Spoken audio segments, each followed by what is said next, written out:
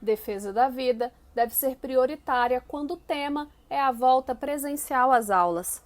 Não é de hoje que a pressão para o retorno presencial às aulas na rede pública de ensino do Distrito Federal é feita sobre a comunidade escolar, respaldada por interesses econômicos ou escusos que desconsideram os números alarmantes sobre os casos de infecção e morte ocasionadas pela Covid-19.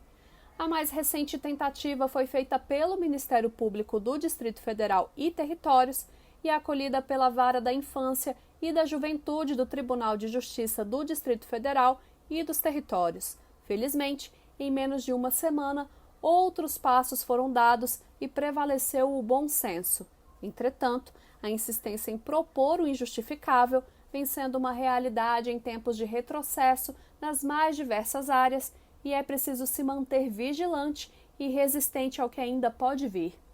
Além da pressão de professores e educadores educacionais do DF, a suspensão do retorno presencial às aulas nas escolas públicas foi consequência de recurso apresentado pelo governo do Distrito Federal por meio da Procuradoria-Geral do DF.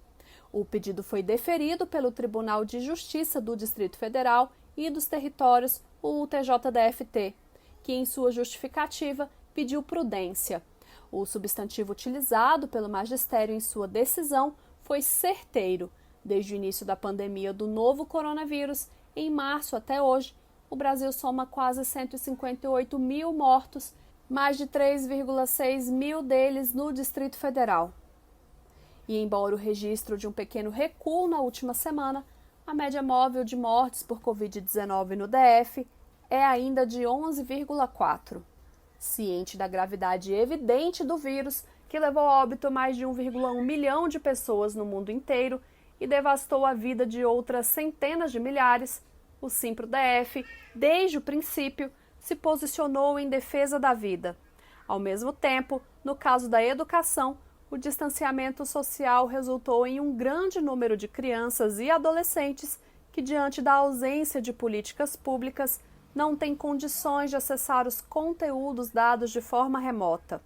Todavia, é imprescindível considerar que essas mesmas crianças e adolescentes, bem como as suas famílias, são também alvos e vetores de contágio da Covid-19, com o retorno presencial às aulas nas escolas públicas do DF.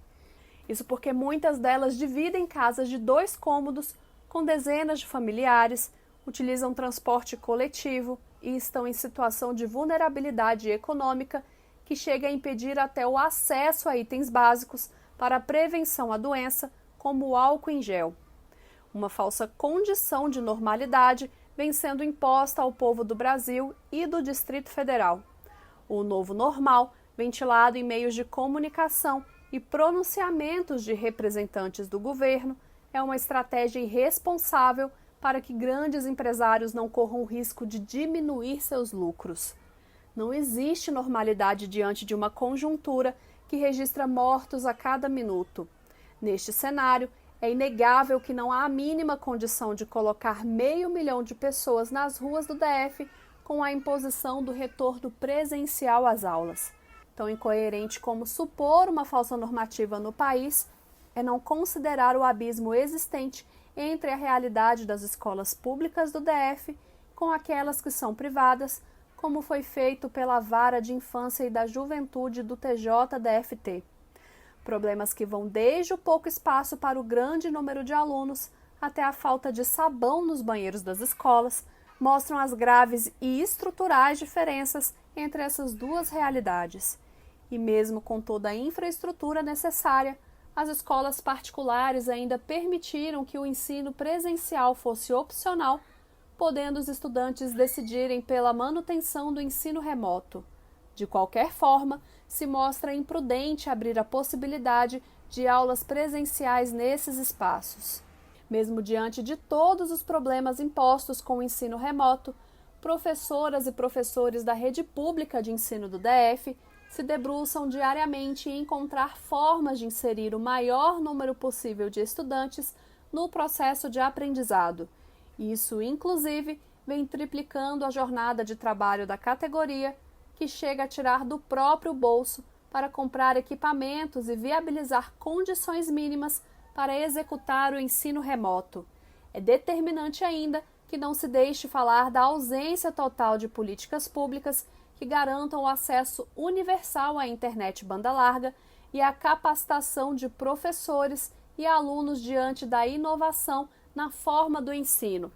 No Uruguai, que garante acesso gratuito à internet em praticamente todo o país, o Plano Ceibal, criado em 2007, com o objetivo de disponibilizar um laptop a professores e crianças em idade escolar, bem como capacitar esses dois públicos, possibilitou que 96% das crianças do primário estivessem vinculadas às atividades escolares durante os meses em que as escolas estavam fechadas. No Brasil, só no DF, mais de 120 mil estudantes não podem assistir e participar de nenhum tipo de ensino remoto por não terem celular, tablet, computador ou notebook. Frente a esses dados, o caminho a ser percorrido exige que a Promotoria de Justiça de Defesa da Educação, o PROEDUC, e o Ministério da Educação atuem juntos à Secretaria de Educação do Distrito Federal para que se discuta a adequação da proposta curricular a ser aplicada na rede pública de ensino do DF. Este é um caminho impreterível para pensar na escola que queremos e que seja capaz de sanar as sequelas deixadas pela pandemia no novo coronavírus na educação do DF.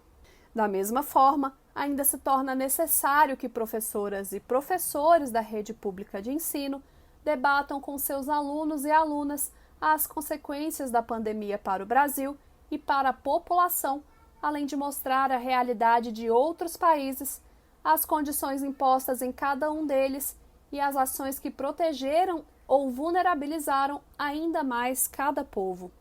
É inquestionável que o Estado deve assegurar às crianças e aos adolescentes o direito fundamental do acesso à educação. Sobretudo, é dever do Estado garantir a vida e a saúde a todas as cidadãs e cidadãos. E na contramão do que mostram os estudos sobre a pandemia do novo coronavírus, reabrindo escolas de forma alheia à realidade e sem qualquer planejamento, enquanto países do mundo inteiro recuam da reabertura deste espaço, não faz o DF legitimador dos direitos fundamentais e humanos, mas algoz do seu próprio povo. O necessário agora é investimento em iniciativas que propiciem aos alunos condições de participar das aulas remotas e tempo para planejar o retorno seguro às escolas em 2021, com todos os cuidados garantidos. Para isso, será necessária a força-tarefa de toda a sociedade e de todos os órgãos responsáveis pela educação pública.